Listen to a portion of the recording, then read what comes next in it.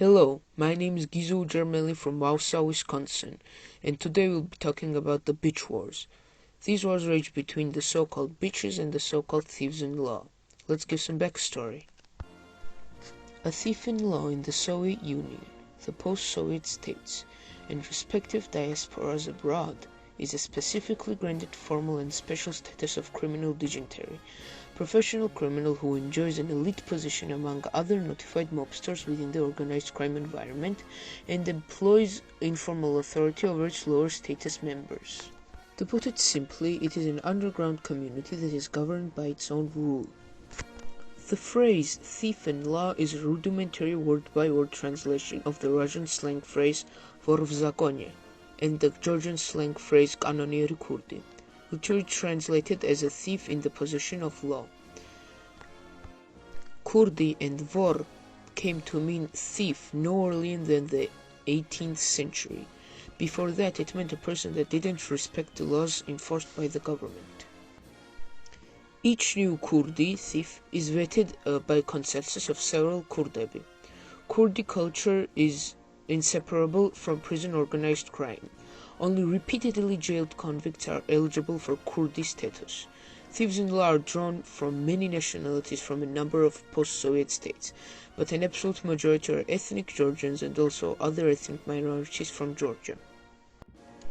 You ask, what are the rules that the thieves have to follow after being vetted? These are: first, defend and love his relatives, mother, father, brothers, sisters, etc., etc. Second, not have a family of his own, no wife, no children. This does not, however, preclude him from having a lover. Third, never under any circumstances work, no matter how much difficulty this brings.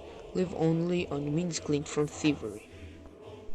Fourth, help other thieves, both by moral and material support, utilizing the commune of thieves.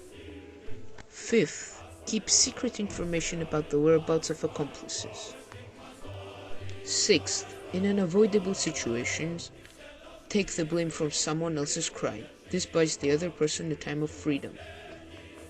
Seventh, demand the convocation of inquiry for the purpose of resolving disputes in the event of a conflict between oneself and other thieves, or between thieves. This in the Georgian language is called garchevebi, or in Russian razborkebi. If necessary, participate in such inquiries. Eighth, carry out the punishment of the offending thief as decided by the convocation. Ninth, not resist carrying out the decision of punishing the offending thief who is guilty with punishment determined by the convocation. 10th, have good command of the thief's jargon or slang. 11th, not gamble without being able to cover losses. The losses must be covered in the agreed time. 12th, teach young beginners. 13. Have, if possible, informants from the rank and file of thieves. 14.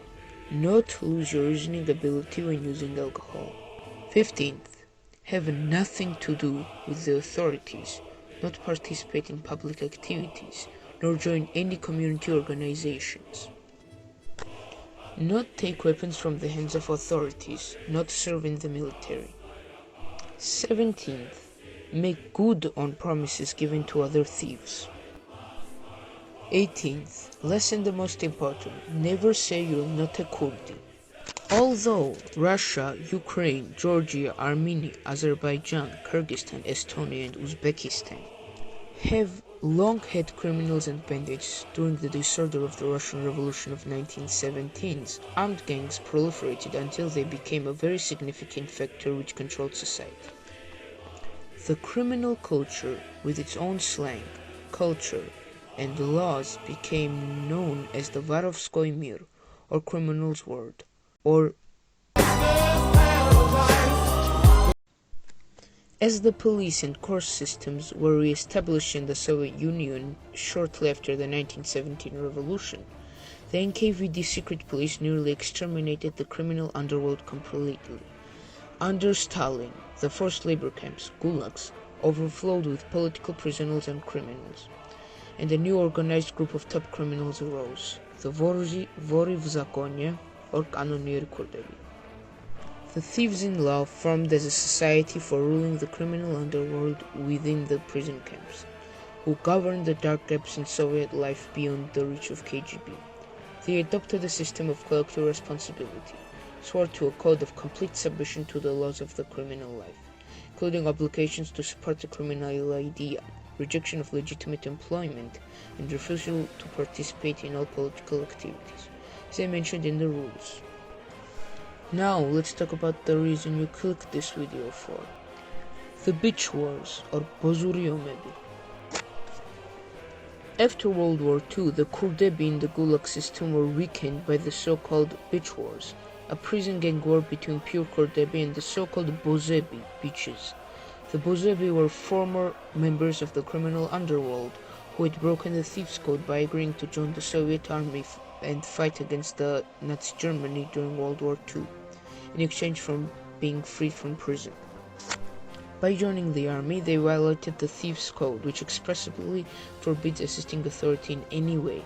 After the end of the war, thousands were rearrested again for new crimes and were placed at the very bottom of the criminal hierarchy in prison, treated with the same lack of respect shown to police informants and victims of prison rape.